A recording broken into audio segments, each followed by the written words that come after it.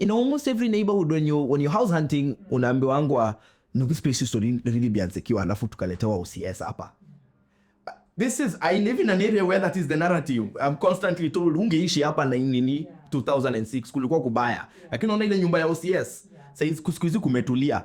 And if you ask kulitulia aje, you start hearing things that are clearly extrajudicial killings. Walikuwa wanatembea tu huku, wewe ukiona tu Subaru ya nini unasonga.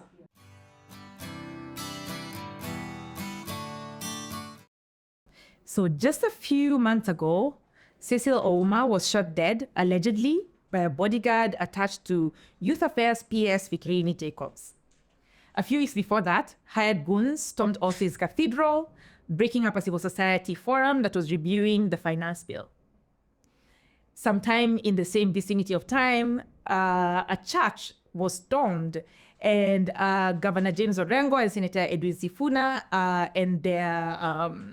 and their people were attacked, and this led to one person dying. 9 motorcycles were touched. There's an MP now who has gone on record saying everyone has goons. In fact, I believe it was our Minister for Internal Security who said there are goons on both sides. There's even a red card now for buying violence in Kenya. Reached a point of violence, and violence being expressed, especially in the political sphere, that is unprecedented. And the amount of violence that is being wielded, even outside of the security apparatus of the state, is something that is of great concern. So today, in our episode, we are going to be discussing the genesis of political violence in Kenya, the ways in which it has evolved since before independence, through the Kenyatta and Moi eras, to what we are seeing today, the ways in which the state can or cannot control violence outside of the state machinery, the way it deploys militias and other such organized violence bodies, and why. And for this discussion, I am very happy to be joined once again by Rene Odanga, who is a PhD student at Emory University, studying British colonial history, East African history. Yeah. An academic needs to be accurate. So we'll let him introduce himself. Rene, introduce yourself, and then start us off by explaining, just giving color to the shape of political violence in Kenya today. Yeah. So I'm a historian of pre-colonial East Africa, starting in the early 19th century, but then my really focus is articulations of power in the later 19th century into the early 20th century, so until 1920, when Kenya colony is declared. So in that sense, I'm a historian of East African history, but really specializing on British period history in East Africa. One of the themes that I focus on, though historically Mamka, is violence. It's political violence, but it's historical. So I knew you'd be like, Rene, let's talk about current political violence. And I couldn't cop out by saying, no, I only study violence in the 19th century. I am a constituent of Nairobi County. I've grown up mostly in Nairobi County. Yes, also in Central Province, when it was Central Province, Murang'a in particular, and then also Eldoret.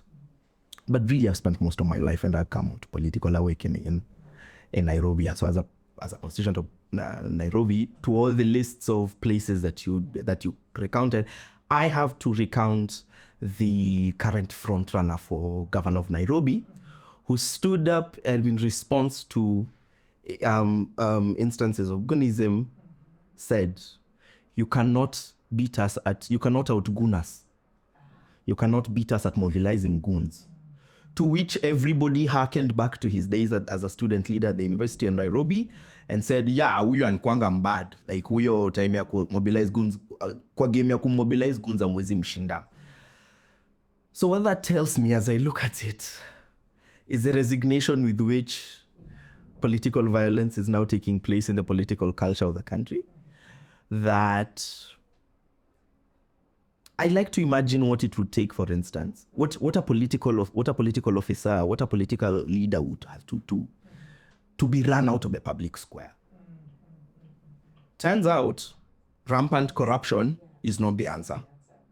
Turns out, naked ethno-nationalism and tribalism, no, not that either, yeah. not that either. Voter bribery, not it. There I were thinking, it'll be violence. The decentralized violence that is clearly for pay. No, That has not. not even that. Yeah. It will not cost anybody a single vote as far as I can tell. The election is still in a year or tomorrow, depending on certain developments. So for me, the thing that I see is not just how ubiquitous it is, and we'll get to a question of ubiquity, if it is in fact everywhere, but how endemic it is now becoming.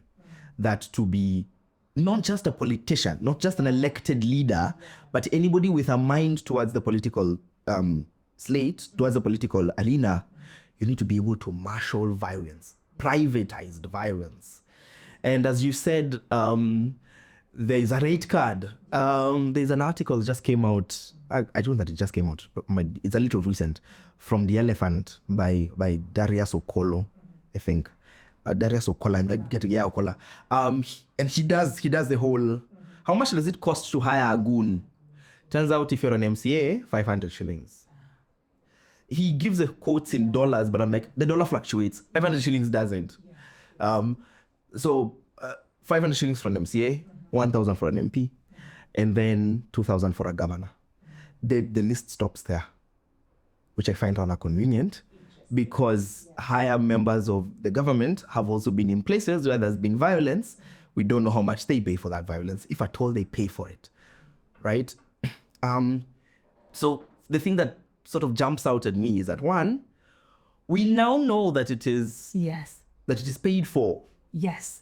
There was a time when you could say, oh, it was supporters were so and so, while the other supporters were such and such. That's because they feel so strong. They're so loyal. Yes. And in their loyalty, yes, they're expressing this kind of violence. There was a meeting, everybody came for the meeting, and disagreement occurred at the meeting.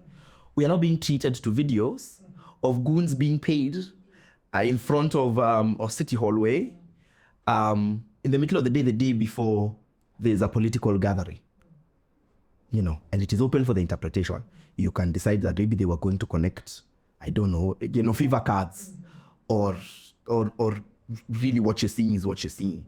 We're being treated to journalistic pieces of how the weapons that they use are moved around in municipal county cars, allegedly. And so now we have to wonder, yes, perhaps there are new uniquenesses in this new dispensation of how violence is made ubiquitous, and how it moves quickly in the political economy of this violence, that in fact there is capital being sown into, there's a labor transaction going on here for an intended product. So something is being created. I wonder what that end result is, and maybe we can discuss what being intention is. Yes. And that's what we're going to talk about. But before we get into all that juicy stuff, let us trace the history, because there's something my dad says about pre-colonial Kenya. He says, if you go to our village, even today, I think today maybe there's one police station in maybe a 10-kilometer radius. But for a long time, there are no police stations where I come from, and I come from somewhere in the depths of Homa Bay. And you're saying, but there was some form of enforcement of order.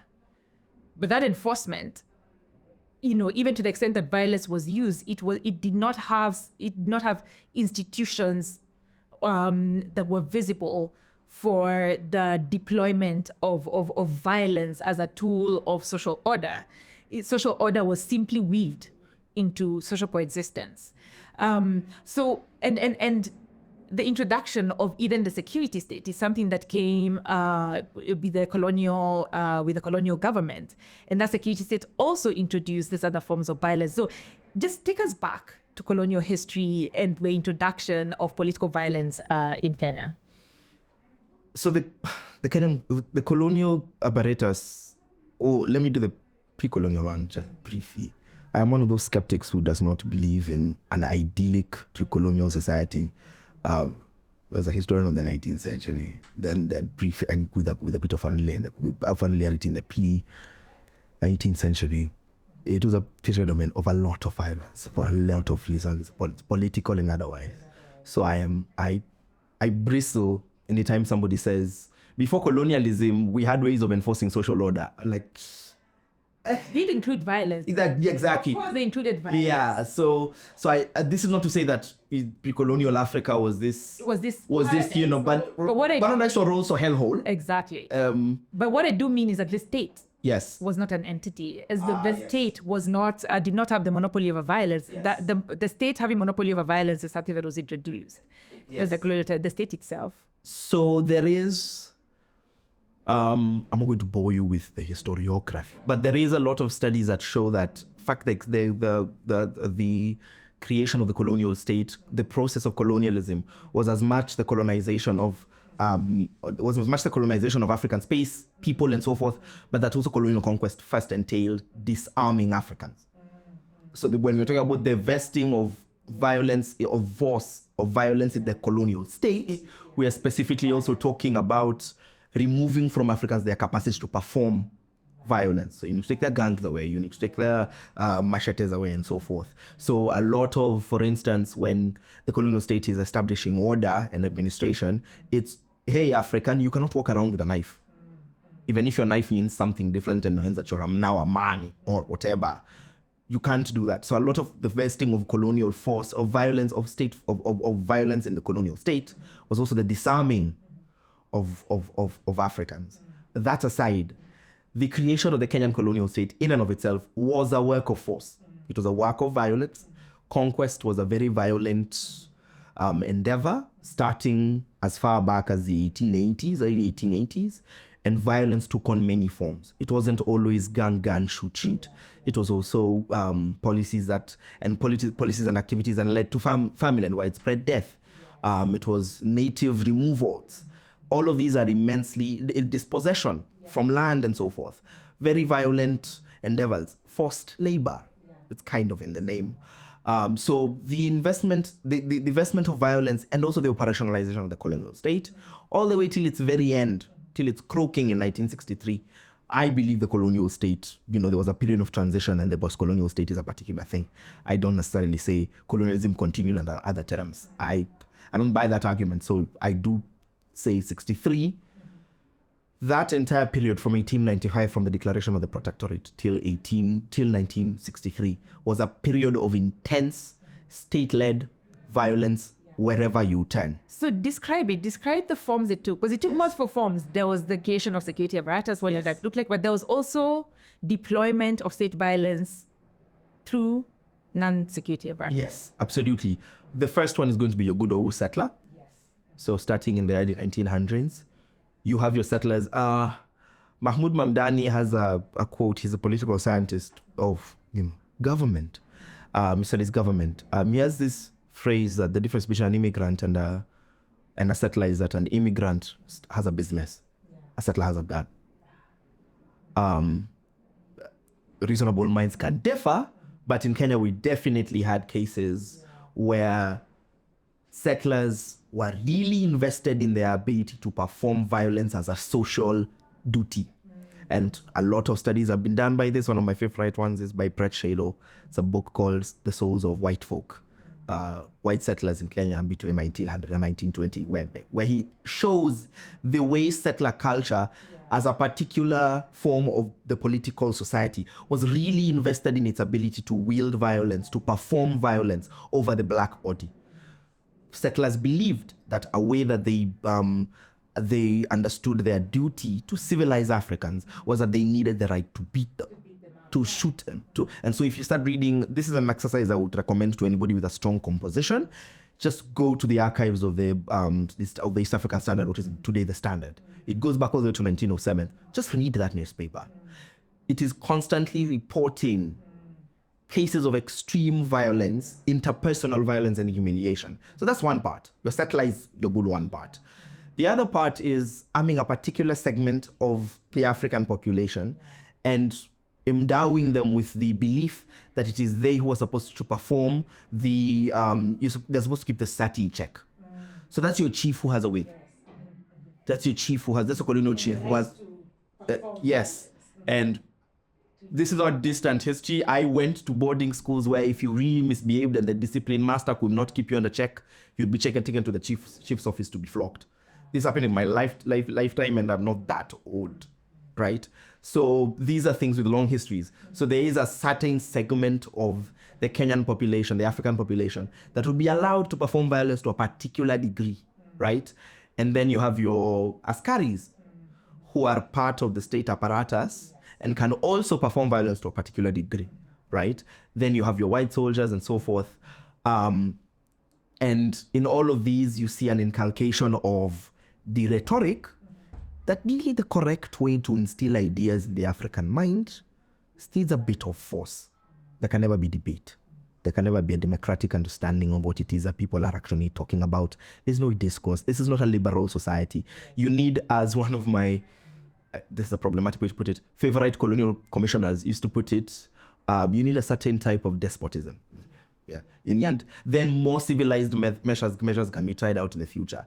We see that kind of logic having long afterlives, even in Moi saying things like, kwa kawaida Mwafrika ni mtu mtukutu, anahitaji kupigwa. You know, like things like those. And you see those ideas. Those ideas were actually eugenic ideas that came from biologists from the 19th century who studied the African skull structure and somehow surmised from that the African brain is incapable of reasoning and learning just from induction and deduction and required violence. Yes.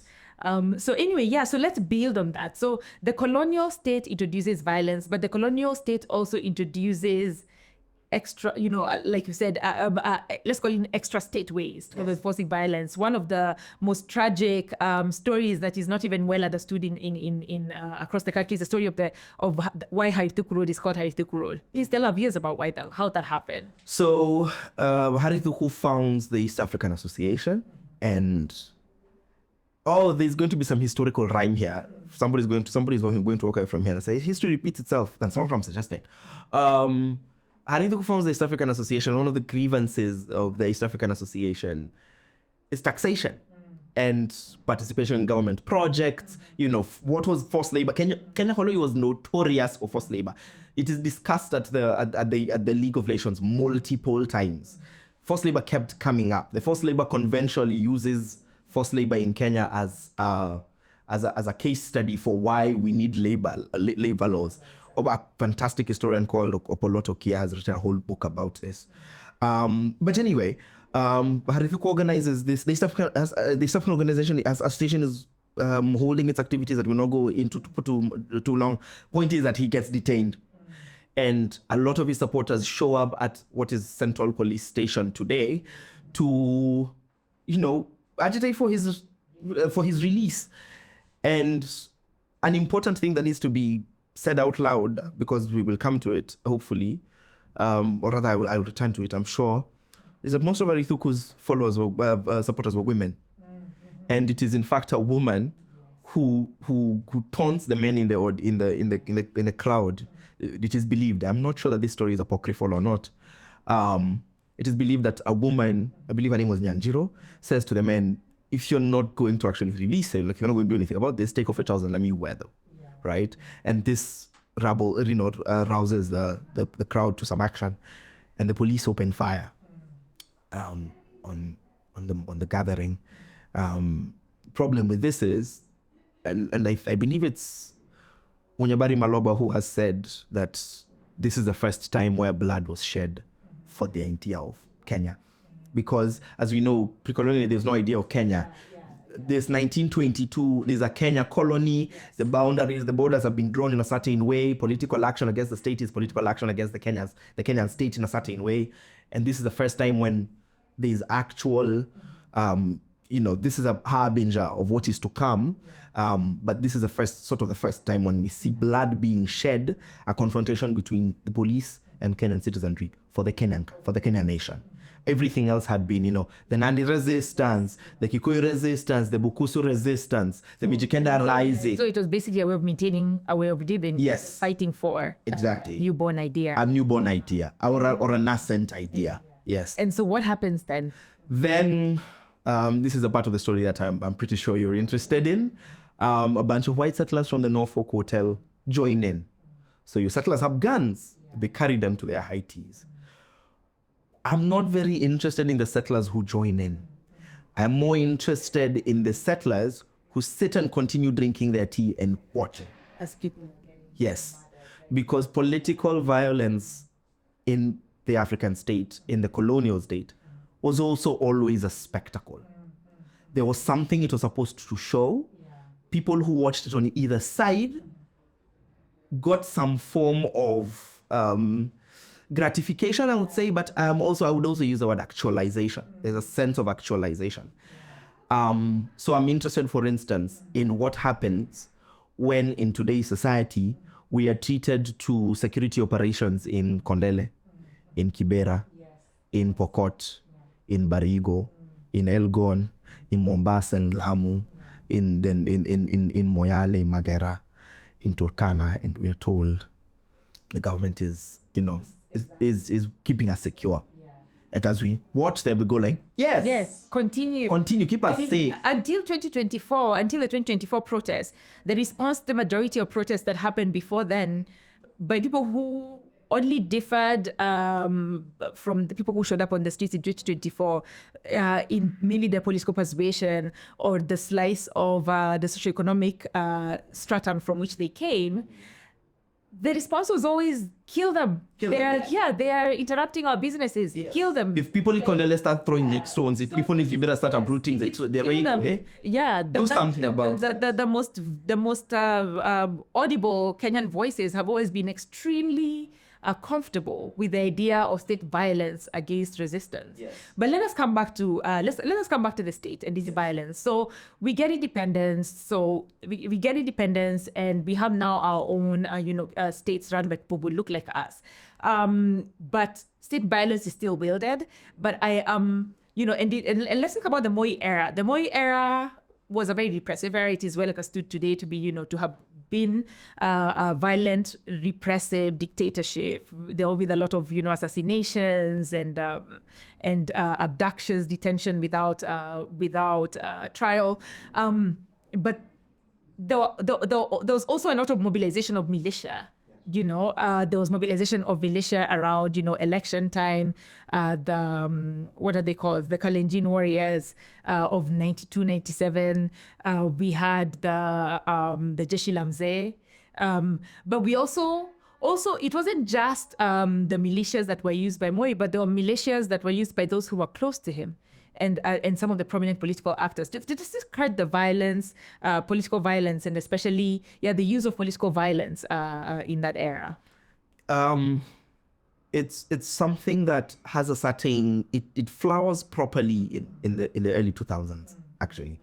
But yes, we had Jeshi la Mzee, all sorts of, everybody had their sort of personal militia, which again rhymes with people saying we all have goons. Which denotes a certain type of disorganizedness, or at least it's a bit decentralized in a way. Somebody saying, no, I ran Mongeke is like, that's a bit different. It's an organized militia.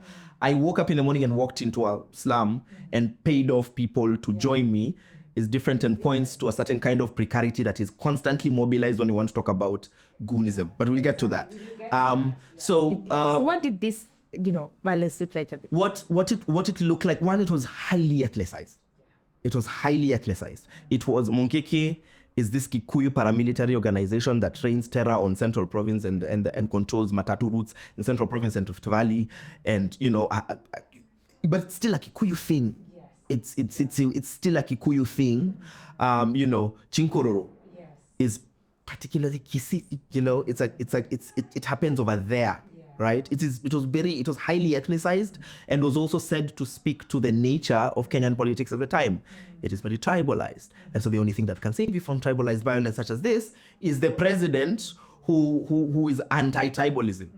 Never matter that the people around him are the ones who are really tied to this kind of, it's the president who's standing up and saying Kenyan politics is devolving to tribalism. Meanwhile, his acolytes are the ones running tribalist militias.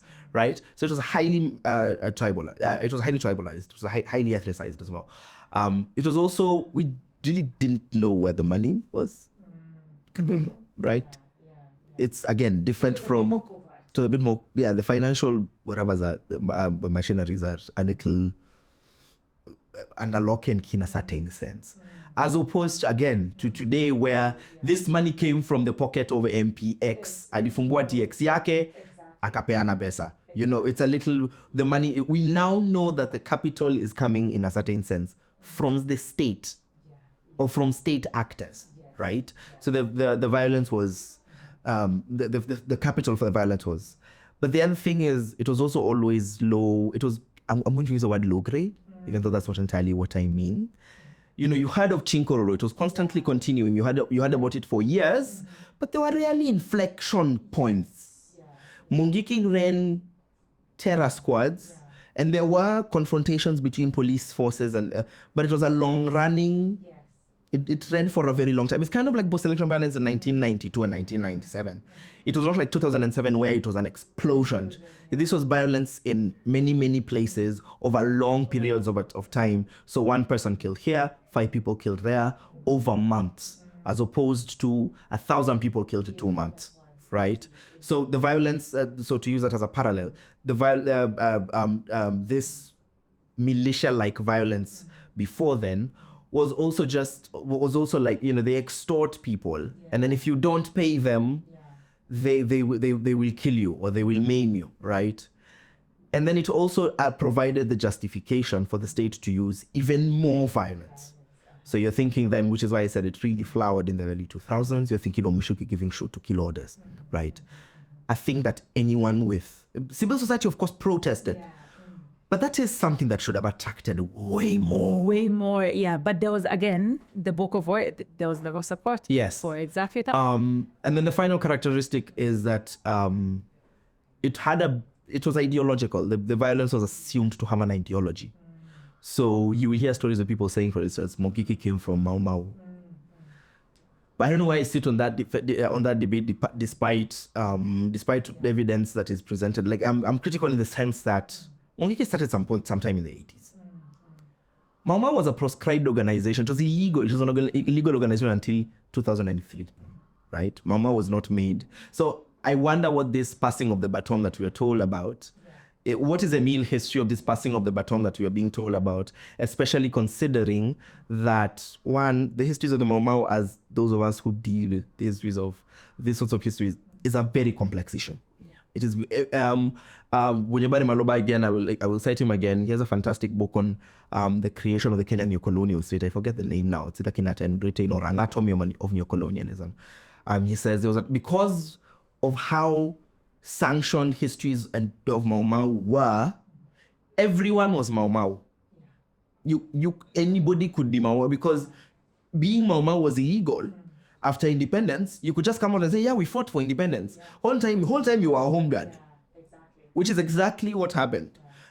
So a lot of what we know about that period, I don't know that it is difficult to verify, but the narrative does matter. But then it also, but then to the point I was making is, it is assumed that there was an ideology behind what Mongeke is doing. They are fighting for political supremacy for Kikuyus, right? Chinkororo are advocating for a return to certain sociocultural ways of being that are very masculinist and so on and so forth.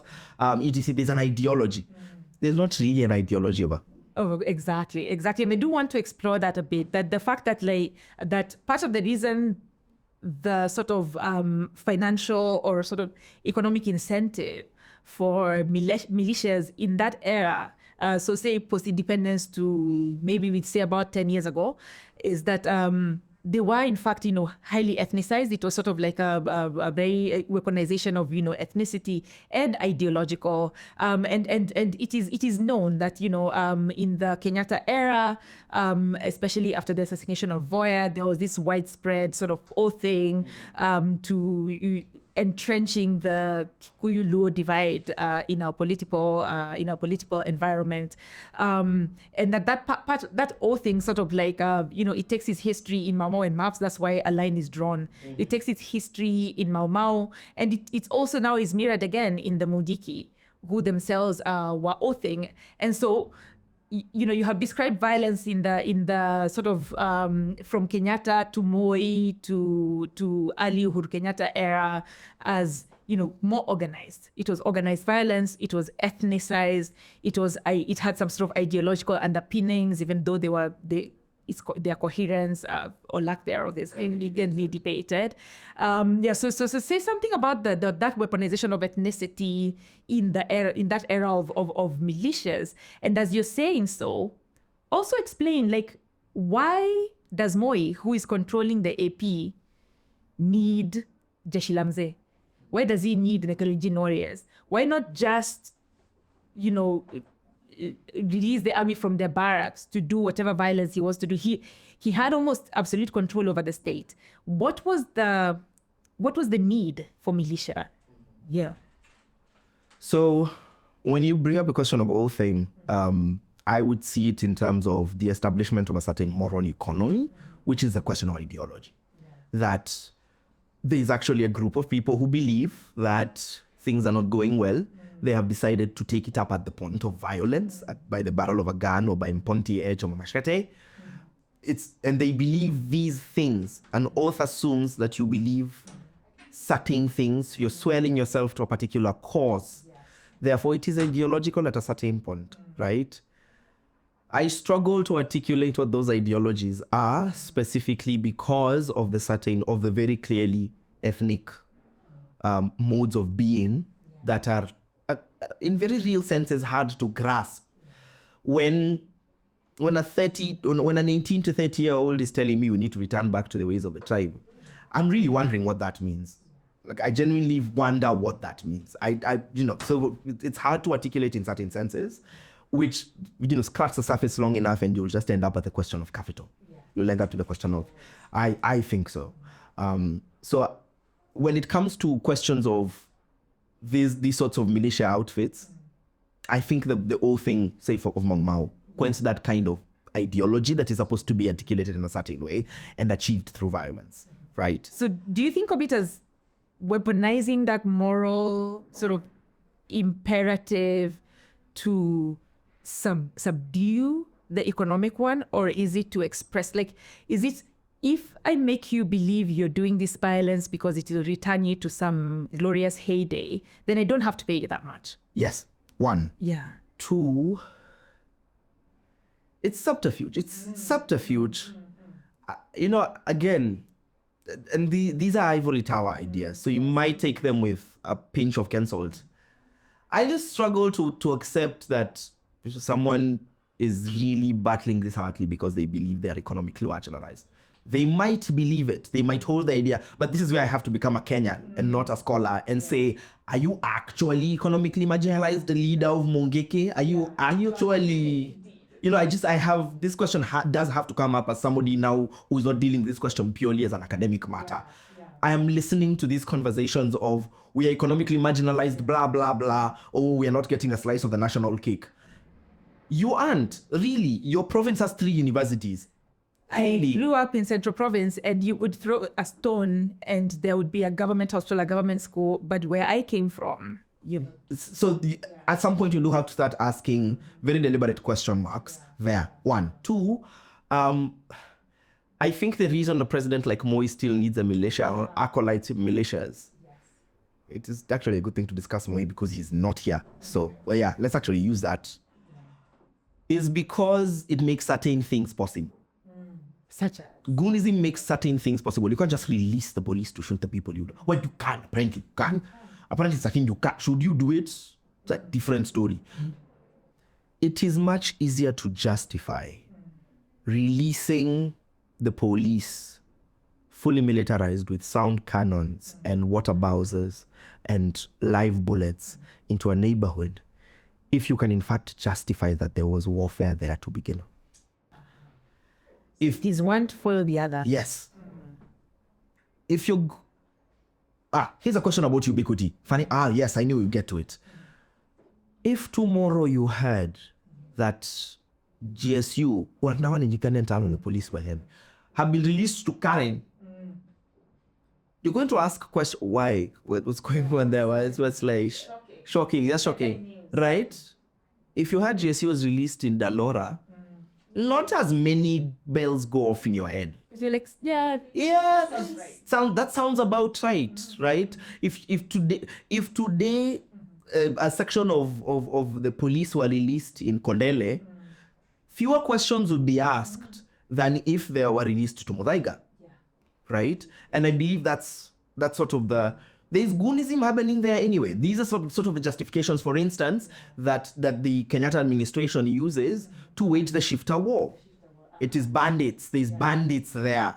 These are thieves, right? It is the sorts of justifications that are used to securitize. You need a security problem before you can securitize a place. Indeed. Right? So it's forced blood. Yes, only is a term, yes. What you're arguing is that a lot of the organized, sort of political violence, paramilitary, militia violence that has happened in most of post-independence Kenya is basically false flag to justify securitization of the state. That is one of the primary... That a lot of them are false flag operations, one. But that's also how Kenyans understand them. There is a level of discourse that works on, like, I think Kenyans are politically astute political commentators. They will see goals and areas, and then they will tell you, they want to bring more police here. They want to bring more police here. You will constantly hear how Kenyans, very quickly quip over what is going on, and it'll tell you where political it'll give you a barometer of a barometrical reading of the political culture of what is going on. So I think a lot of them are. However, I think what we're not touching on as well is the very true fact that a lot of Kenyans, pushed to the brink by a lot of marginalization, a lot of violence, a lot of dispossession, do pick up arms. Are available for this. And we are coming to that. But before we come to that, now I want us to sort of like talk about the evolution to goonism from Chinkororo, I think Amachuma, Jeshi la Mzee, Mungiki, all of this organized, all of this sharing a lot of characteristics such as their ethnic nature and whatnot. And now to a place where when you see a goon, you actually are not sure who it is they're here to, to support, or who is sponsoring them, because now a goon can be bought by anyone. So there's this sort of like lawlessness that has come even into the sort of, extra legal military, operations that have been happening across the country, which is how I think of this militia. So it's like now we have come into this era where they're no longer organized, they're no longer centralized, they're no longer ideological, and the financial incentive is so much clearer, is so much more open. How did this change? And why did this change? And maybe I want to add something to that. During the protests in 2024 to 2025, the government used a lot of the, a lot of the security apparatus that was created to deal with, and you and I talked about this with Sama Abulushi in this very studio a few months ago. The security apparatus that was developed to deal with the war on terrorism, that included all these like covert groups like it's called ATPU, the Anti-Terror Police, that that show up in plain clothes, unmarked vehicles, bundling people in, and that sort of and even the sort of the state as allegedly at a town hall buying goons to sort of put down protesters. Do you believe that sort of introduced, or this incentive for this diffuse political violence that we're seeing today, or do you think this was already happening? Looking back to the 2024 protests, and a lot of us are constantly going to have to keep looking back to them, because there was a shift of certain things. Whether they returned to where they were before or not is an entirely different story for political scientists to bicker about. But immediately it was clear that there was going to be organized but decentralized protests against a particular goal. State machinery began to roll out narratives that the youth are going to be violent, Gen Z are going to be violent. Never mind that they are protesting with their iPhones and KFC packets, they will still be violent. And if you remember some of the most heart-wrenching chants in the face of military equipment, constantly was, we are peaceful. That was a thing that people, so you see that narrative of, oh, they are being violent, collapsing quite quickly. No, they're not being violent. They are dancing in front of Standard Street. You know, they are waving flags. They are all dressed in a particular dress code. You know, they are doing push-up contests. They are giving the police water. You know, they are doing TikTok challenges whilst also saying reject the finance bill, right? So once that narrative, that win in the narrative could only last so long, because as soon as they're going to be violent, we are peaceful. Or look at them, they are actually being violent. The violence had to be introduced into the movement, and we now know that a lot of the violence was introduced, right? We've seen the reporting that has come out of it, a lot of investigative journalism on how did why were there violent moments when they were there? The violence was imported. It was completely imported, and some of it was even by plainclothes police officers, right? We have seen videos of unarmed, non-aggressive Kenyans being shot in the face. A video so clear you can see the gunfire, the actual gunfire, right? So we can see the violence being introduced either by goons or by state apparatus. That development is particularly troubling to me because it showed me, I've seen this, I see this term used and I don't know how I feel about it. We can't actually get these people to be violent. We're going to introduce this violence to that. The violence, something about that is very ham-fisted. It shows me that it's not enough that the only thing you have is a hammer. If it's not enough that the only thing you have is a hammer, therefore everything is a nail. You actually have your own nails that you're going to continue putting up everywhere and then hammer. You know, there's something about that was very ham-fisted and idea bankrupt. There's a bankruptcy of imagination. That the only thing you can present yourself as is a state that does not condone violence. There is no violence, so we don't care that you don't condone it. No, here is the violence, right? So again, I go back to the point of what does GOONISM make possible for those in power? It allows those who think it is a legitimate way to achieve political clout to say you cannot out-goon us.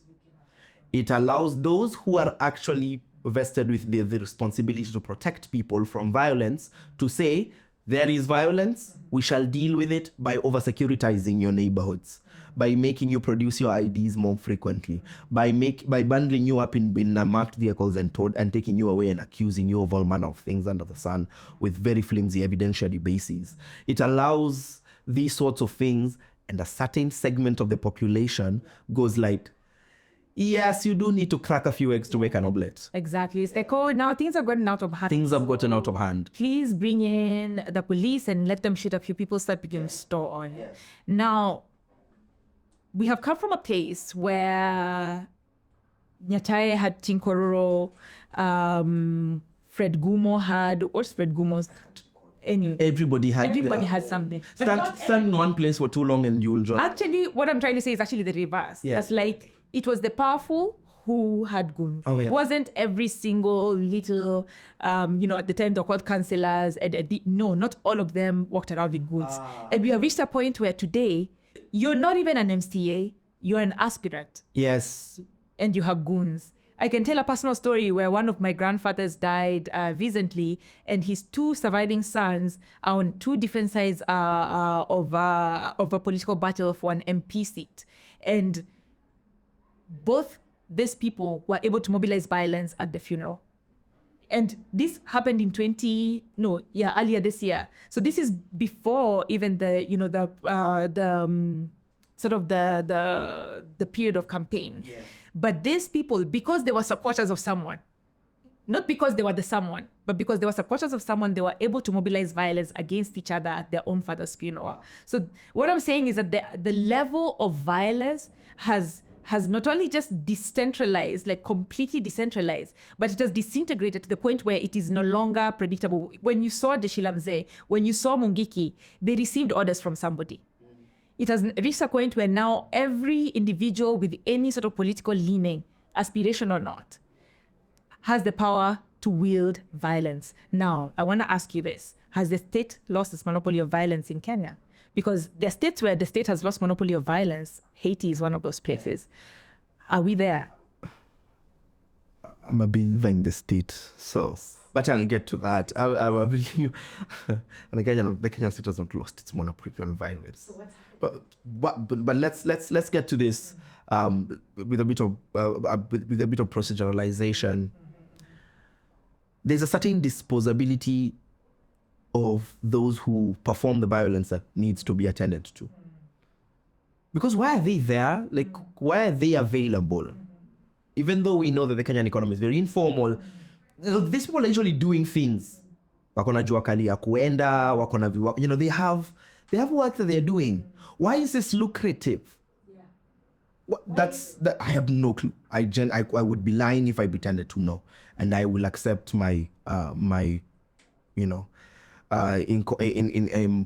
what's the word I'm looking for? Incompetence on this question. I actually do not know, and I don't buy wholesale the whole the question of, oh no, it's marginalized, it's masculinity for hire. Because there's something about that sounds a little too much like the boy child is being neglected, and this is what happens when you neglect the boy child, and I don't buy that narrative at all. But there are those who will say this is just, you make more money in a shorter period of time. So now I'll point back again to that article on the elephant, where they speak about how it becomes a lifestyle that is very difficult to live. The moment you've made enough money that you want to actually go and provide for your family, you actually cannot leave. Because it's also because you're going to rat on us. Utaenda kutusema, utaenda kutushtaki, you're leaving. So you then become a target of the violence. One. Two, the reason I run away from the explanation of it's just masculinity for hire, or it is just a masculinization of Kenyan politics, is female politicians are also hiring out goons. And that's the first part of this second point. And then also... Be misogynist. Absolutely. So I'm just saying this is not purely a masculine thing. It's not entirely a masculine thing. One. Two, also it's female politicians who call themselves Mama so-and-so. I am Mama wa place X, Mama whatever. So one. Politicians who mostly create the political personas around feminization and motherhood and so forth are performing masculinist violence. I have questions. One. Two, it also points the focus of the violence on the perpetrator of the violence as a victim. There's a lot of gender-based violence that comes out of this goonism. A lot of women are in fact the victims of this. We know during Maandamano, there was a lot of widespread sexual violence and sexual harassment.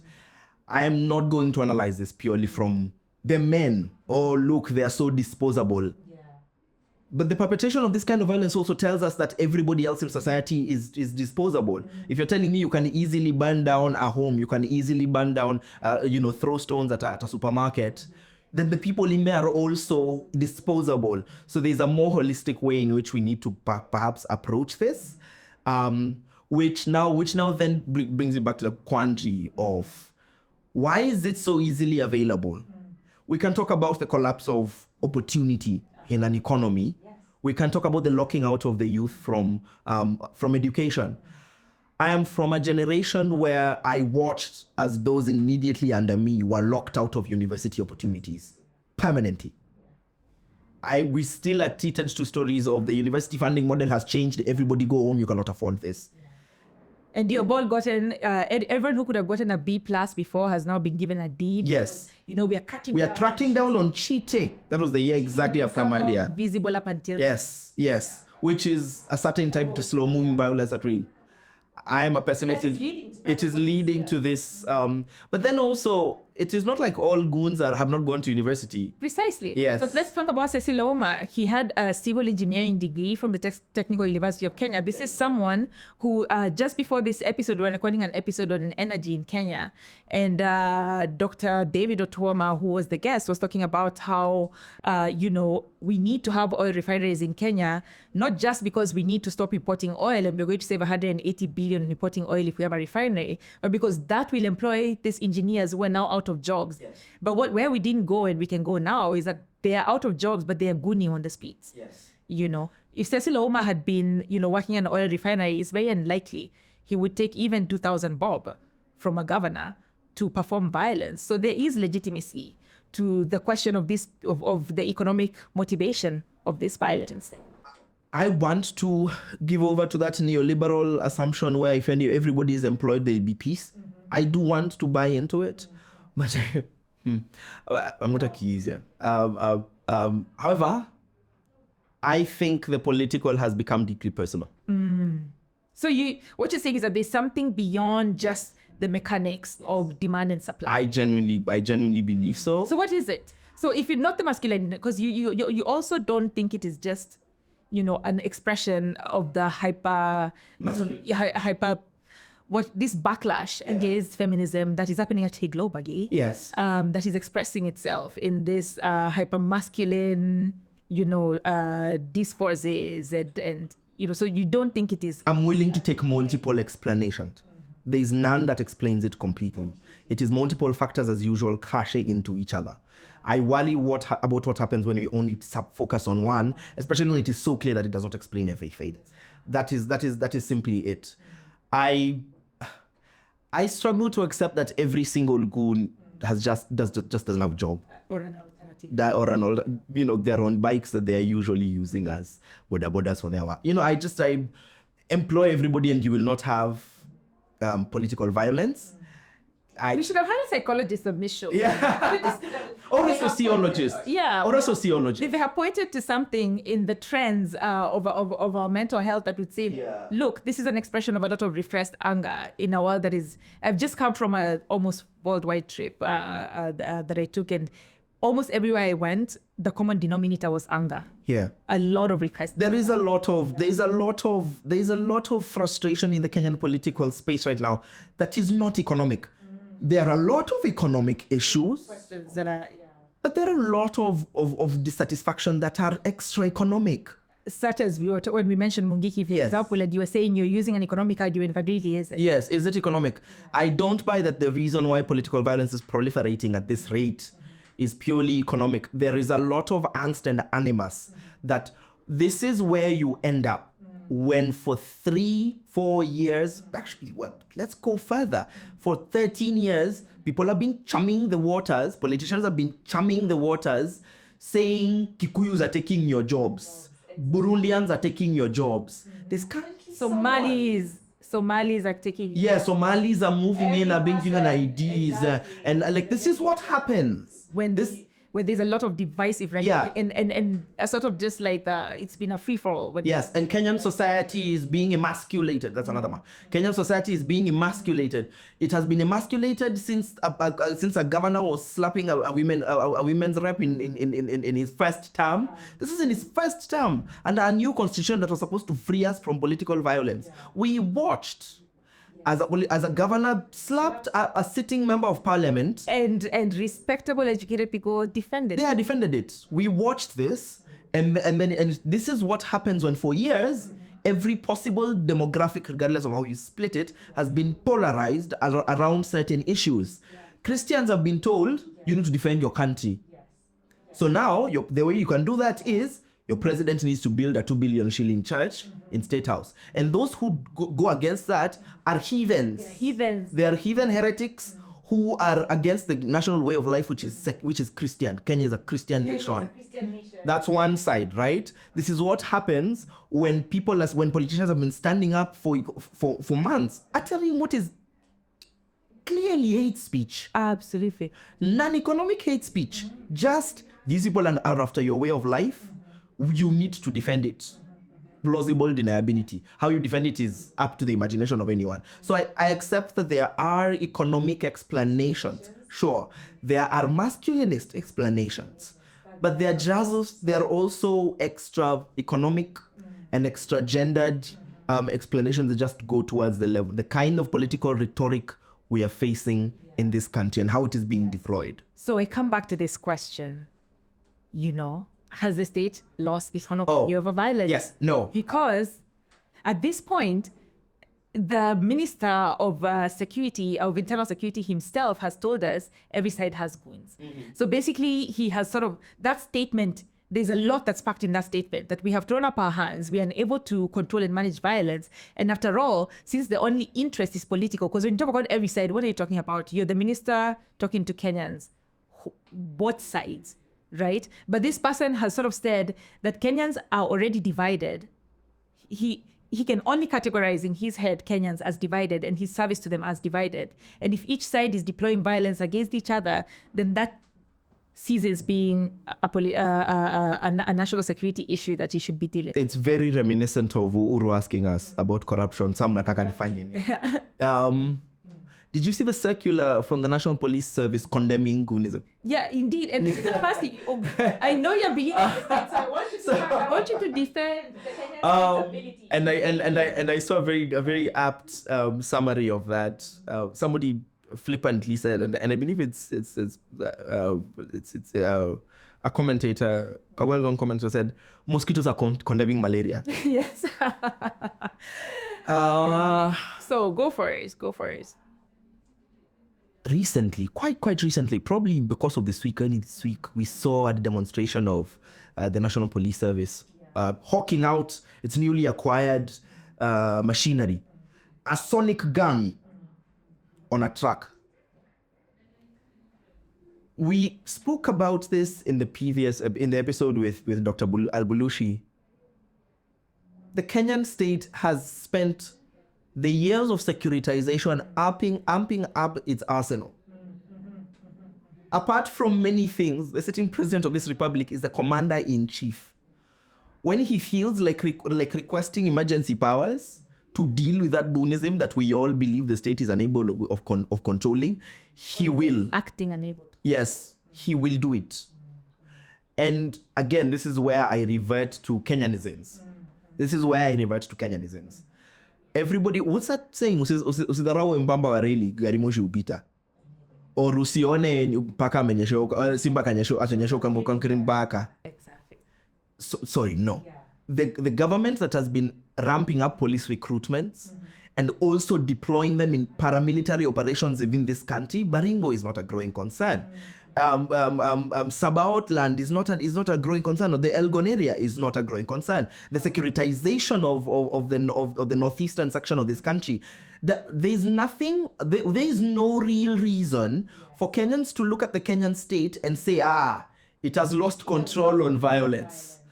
What I worry about is when, and we have seen this before, I don't mind so much when a permanent secretary says every side has goons.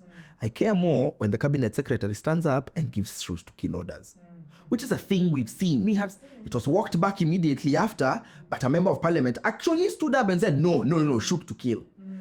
That's the thing I'm actually concerned about. That's the one that makes. So let's go back to let's go back to a false flag theory then. Yes. So then, kama huyu ni simba amenyeshewa na sio paka, then the only other explanation for the fact that this is not being reined in is that this serves a purpose. Yes, but that's what I've been saying all along. So what does it make possible? What does it make possible? What does it make possible in the lead up to 2027? And what is our fear? And then I also want us to touch on the fact that assumptions can be made about what you can rein in. I don't think Trump went to Iran thinking he was going to be in Iran, of course, as of August 2020. The purpose of state machinery is to imagine things. It's to imagine and fantasize that. So what does this violence make possible? I think it makes possible arguments about why we actually need more violence, but deployed by the state in order to secure you. I think it does. In almost every neighborhood, when you're house hunting, unaambiwangwa this place used to really be insecure, alafu tukaletewa OCS hapa. I live in an area where that is the narrative. I'm constantly told, ungeishi hapa na nini 2006 kulikuwa kubaya. Lakini unaona ile nyumba ya OCS, says siku hizi kumetulia. And if you ask, kulitulia aje? You start hearing things that are clearly extrajudicial killings. Walikuwa wanatembea tu huku, wewe ukiona tu Subaru ya nini unasonga. Yeah, I will hide behind being a historian again. In the episodes of state violence that I interrogate, there is always the justification that violence that was getting out of hand was going on. The argument for crushing the Maasai, the argument for disciplining the Somali in the Ogaden area, the argument for hammering the Kikuyu, always came following some sort of proliferated violence. Operation Anvil, the containment of Mau Mau, was a police operation. It was not necessarily, it is not described by the British Empire as a war. It was constantly remarked upon as the government needing to conduct a police operation that was domestic. So when I think about that, it makes me sort of see rhyme, not repetitions, rhymes of so I'm not going to say that this is supposed to be a pretext to the 2027 election. None of us can say that. Yes, I'm not going to do that. So none of us can say that with any sort of certainty. Yes, of course. It might be true. It raise questions. Given what we know about our history, does it raise questions that this amount of proliferation of violence and the allowing of this sort of chaotic political environment does raise concerns for someone who has studied the history of the use of state violence? Yes, but when it comes to the election, almost every election in Kenya since 1988 has been violent, has had some type of violence attached to it. I am not going to sit here and be naive and say that 2027 is going to be unique in that regard. So what concerns me is this: as you're talking about the causes of violence, of this kind of goonism, this goonism that is no longer centralized, no longer ideological, no longer ethnic. We did talk about, like, there is the financial incentive, there is the sort of like masculinization, perspective. But there's also some sort of like psycho-spiritual dimension that is a result of just this hypertrophy of reckless, divisive language in our politics, just hate speech that has been widespread, so much so that it starts to sort of affect the sort of collective psyche. And that is why I'm trying to ask you, do you think that it could spin out of control?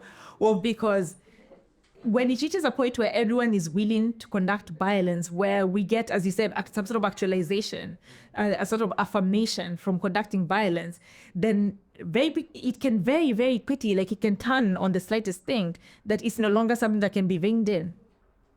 That's where I become a bit naive and trust in the electorate or the citizenry. For me, as I said at the beginning, I'm a little concerned that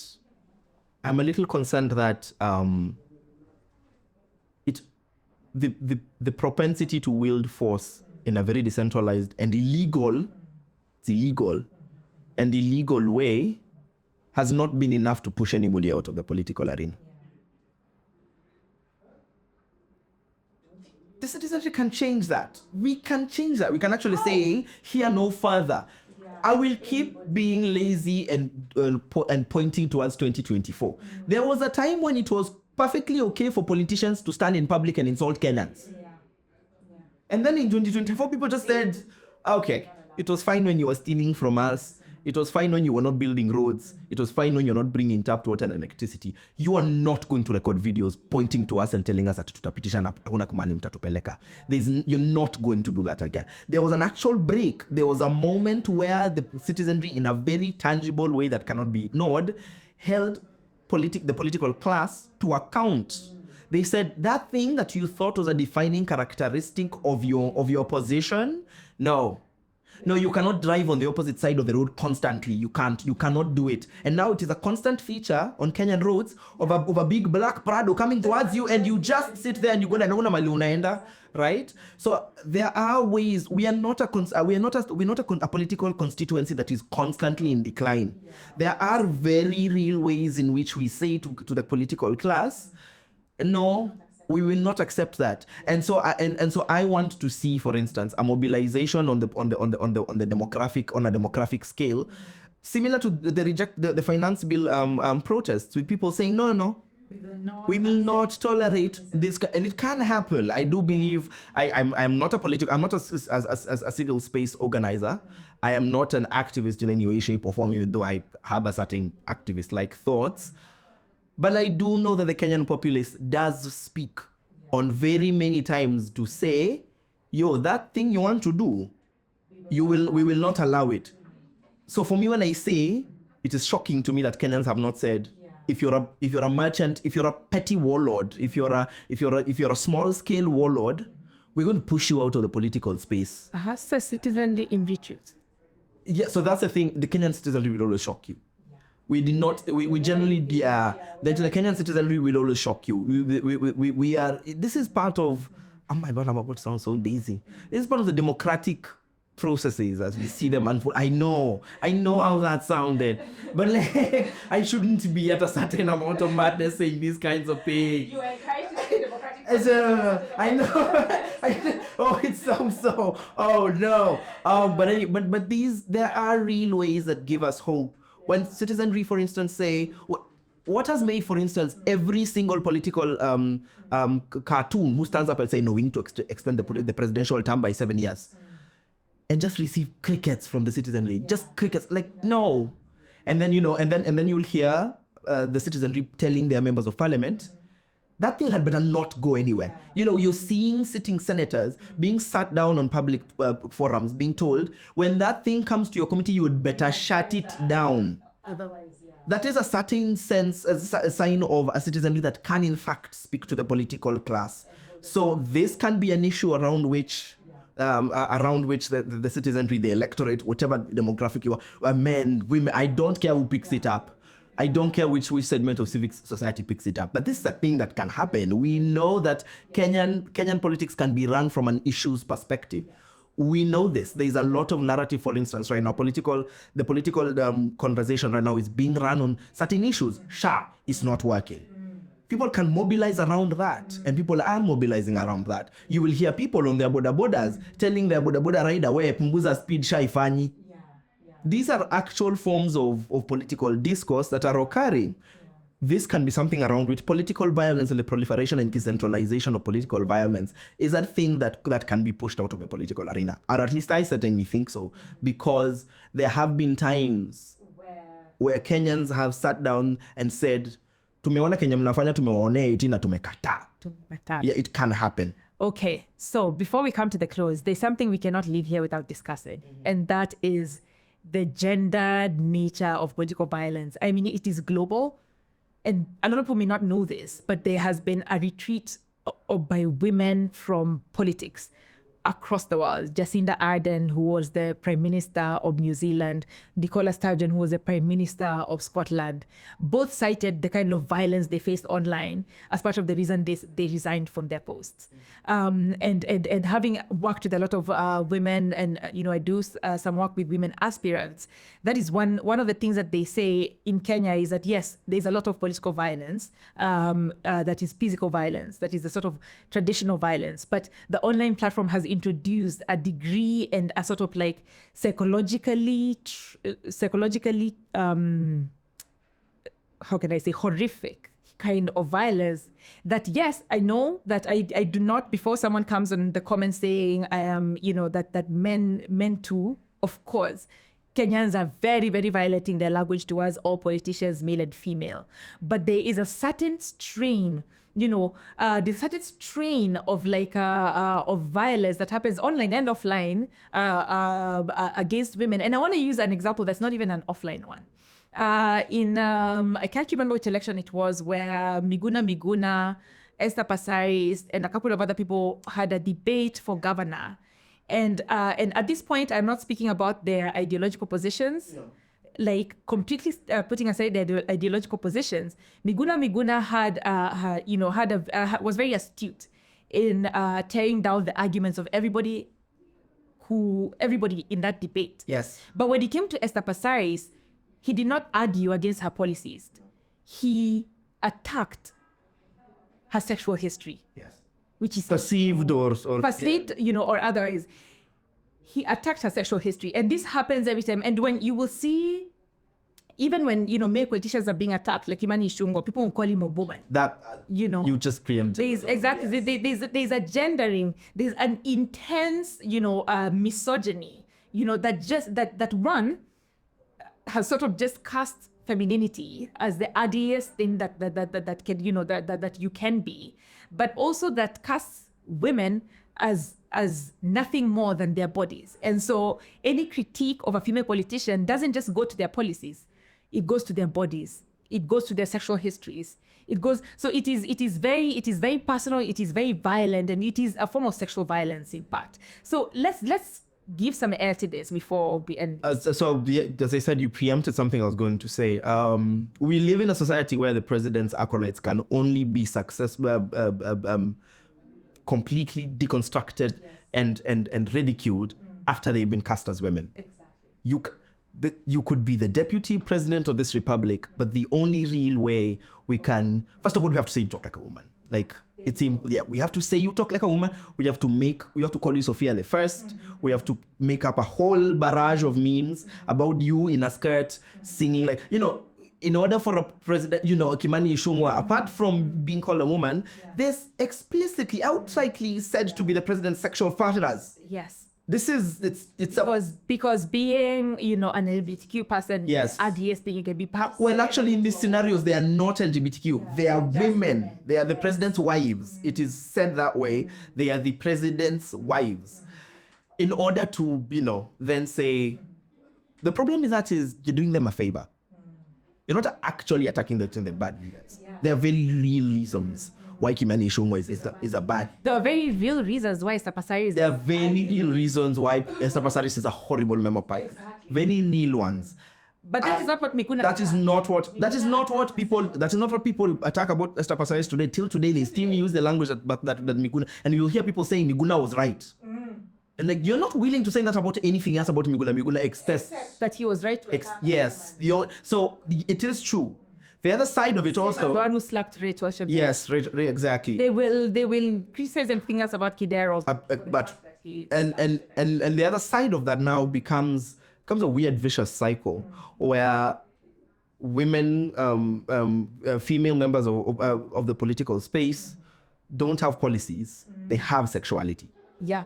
So it has changed the nature and the politics of women in our politics completely. You see people leaning into this. You will see people running for top seats in this country, and their entire platform is, look at me in this skimpy dress, dancing in this manner. Look at me wearing children's clothing. Outright, like, wearing school uniform and dancing is every kind of dark. It's a million types of dark. This is why I run away from the whole masculinist angst is what is driving Kenyan politics, because I don't buy it. There's a masculinist angst of men are being put aside, which, okay. But then there's, why are your victims disproportionately female? Yeah. It's like, the president of your country is a man. The deputy president is a man. Less than 10% of elected officials outside of women reps are men. Exactly. So there's something misguided in all of that. But I do think it is important to say that, yes, this violence, the thing about this violence is that it inevitably affects doubly marginalized women who are, one, victims of state violence, and also victims of all those forms of dispossession and underservice. We no longer have Linda Mama, no longer have all those forms of, we're still in a country that is thinking of innovative new ways of taxing sanitary products. Like, we can look at that type of economic marginalization, economic violence, and then we can also say that after the state is done violating women, it then pays jobless, economically precarious, some who are not economically precarious men to visit violence indiscriminately against society, but that kind of violence also ends up disproportionately affecting women. And again, the online violence that is either against women or it is gendered against men is also just a product. It's a product of it. These are some of the ways in which Kenyan politics ends up becoming a toxic thing to stare at. Because in the midst of all of this, you will then hear the very nice question, are we ready for a female president? I have no idea. I have no real idea of, because I do need to air this out loud so that I can sound even more stupid. I watched with a lot of dismay as the very broad-based movement that was created around 2023, 2024 with Mandamano and everything completely collapsed when the issue, for instance, of femicide came up. Because that is when all the talking heads who insisted they were not the leaders of the movement were saying, no, that's an agenda. Exactly. What about when men get killed? It has. It is a thing that is endemic in political space, and I do think it has something to do with the fact that politics is seen as this very male space, for which subservience is immediately cast as being female, etc, etc. I wonder what accountability for those kinds of rhetoric looks like, because of course I care a lot. How do we deter this? How do we punish it with scorn? How do we say, no, you don't need to talk like that? That's not a serious way to engage in politics. I wonder what accountability for that looks like. I wonder what kind of movement is going to be, apart from, of course, we know that a big part of it is men standing up and saying, no. Exactly. No. It's almost like entirely something that can only be done by men, actually. Yeah. Because if a woman is attacked online, other women cannot defend her. They too will just... There will also be the only way to stop that attack, and there's actually a lot of research that shows, is that the only way to actually counter male violence, especially in the political space, is for male actors to step in. No, but now not all men. No, Good was out there, good was out there reminding us that it's not all men. It's not all men. Only men who start sentences with sentences like that. Yeah.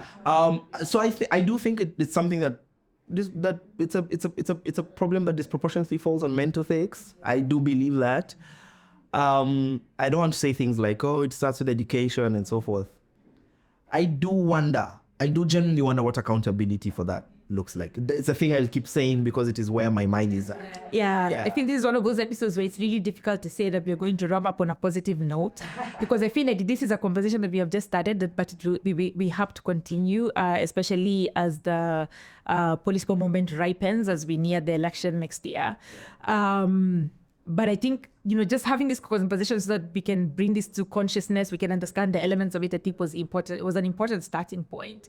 And whatever little that you listener, viewer can do in the space that you're in to push back against, violence, political violence, not participating in GOONISM, ostracizing those who participate in GOONISM. As people always say, they're known. Everybody knows people, they live amongst us. Yeah. And they get rewarded. They get rewarded in this that they end up on boards of hospitals. My sort of endpoint would be to not succumb to the belief that political violence is inevitable. Yeah. That's which is why I was doing that whole preaching about. Just a little side note. Yeah. Someone I care about very much told me the other day that Mara cannot be a president because you must have blood on your hands for it to live. There's this belief in Kenya that unless you are violent, because when they say blood, I actually know they did not mean it. They don't mean figurative. They don't mean it figurative. Yeah. So I think I will end on a note of hope, even though what I did was compound for questions who are asking.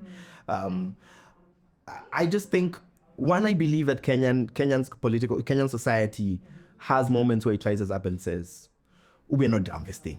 No. One, even discursively, and also, in terms of the letter of the law and so forth. So that's the first part. Because if we're actually going to say that we're in this political dispensation, this moment where we are saying everything about this administration must go, that also means the culture of political violence. Yes, and I think we also need to mention the fact that this political violence is not just a reserve of old guard politics. Yes. Even the progressives, yes, even those who consider themselves progressives, are mobilizing violence. Yes, is their politics. Well, those who tell us that they are progressives. Exactly. So that's my note of hope is I believe in I might eat my words one day, but I do believe in the capacity of the Kenyan people to say. Because I have seen it before. That is particularly, we saw it with independence. There was a time when people were told, no, colonialism is inevitable. You're going to stay colonized for another 100 years. And then kind of like, pass. There are moments where people said, no, you're going to repeal Section 2 of the Constitution. And it was repealed. There are very many moments. Samara Al-Bundushi mentioned moments in which the Kenyan civil society said, no, you're going to turn us into a surveillance state. There are very real moments where we do not sink to despondency. And I genuinely, honestly believe, like the weird but Gaussian optimist that I am, that Kenyans will say, we can say it. We might choose not to, but I refuse to accept, I refuse to accept that political violence in Kenya is inevitable. Thank you so much. On that note, we're going to end this episode and we're going to invite you to follow us on Twitter, on Instagram and TikTok at A Madness Pod, and to hit subscribe on YouTube so that you can watch all our videos that we have done on very interesting topics, and we're going to be doing much more, especially as the elections roll around. Thank you so much, viewers, listeners. Thank you so much, Rene. And where can people find you? Oh my goodness. Not yet. Give me 3 more years. Follow him. Give me 3 years. Yeah, I suppose follow me. Don't follow me on Twitter. I just tweet about Kenyan music and which Kodong clan song I'm listening to. What repeat? Thank you so much. I hope we have you again. I think you're the first repeat guest I have. Am I actually? So the first repeat. So that they go. Give the crowd. Thank you. All right. Thank you so much.